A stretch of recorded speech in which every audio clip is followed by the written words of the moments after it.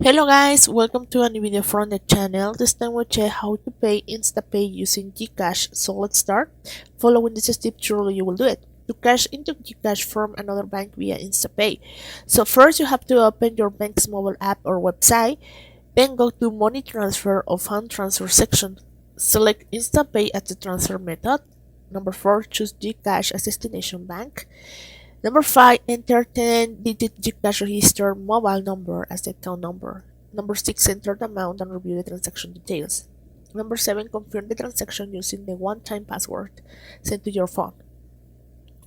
To transfer money bank from Gcash to bank account via Instapay, open your Gcash app and tap Send Money. Number 2, select Other banks and e-wallets.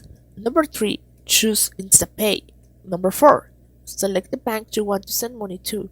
Number 5, enter the recipient's details and the amount. Number 6, review and confirm the transaction.